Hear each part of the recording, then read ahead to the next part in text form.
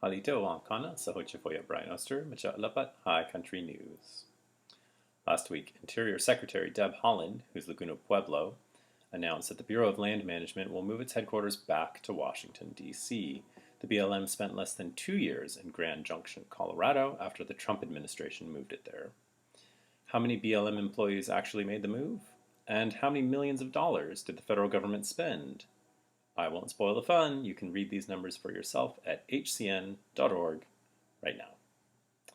Planned Parenthood of the Rocky Mountains is expecting a flood of patients coming in from Texas following the new Texas law restricting nearly all abortions. Initial numbers indicate that the new law is already putting pressure on clinics outside of Texas, in places like New Mexico and Colorado. HCN spoke with Vicki Coert, President and CEO of Rocky Mountain Planned Parenthood, to find out more. Jessica Coots has both of these stories. Over in nearby Durango, Colorado, Fort Lewis College recently took down a series of old panels from the campus clock tower. The panels showed a whitewashed history of the small liberal arts college, which actually used to be a boarding school for Native children. Read our insightful Q&A between Tiara Yazzie, a Dene student of journalism at Fort Lewis College, and Jocelyn Lee, a professor there, who's Dene, Acoma Pueblo, and Laguna Pueblo.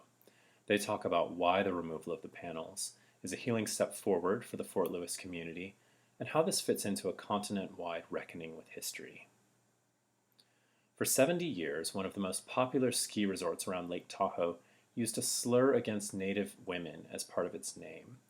Now, after working with the Washoe Tribe of Nevada and California, the resort changed their name to Palisades Tahoe. But the resort is just one place of many. The valley is littered with instances of the slur.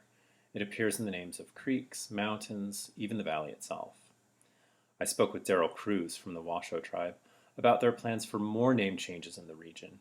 He also told me about the Washoe word that the name Tahoe comes from and why Mark Twain hated it.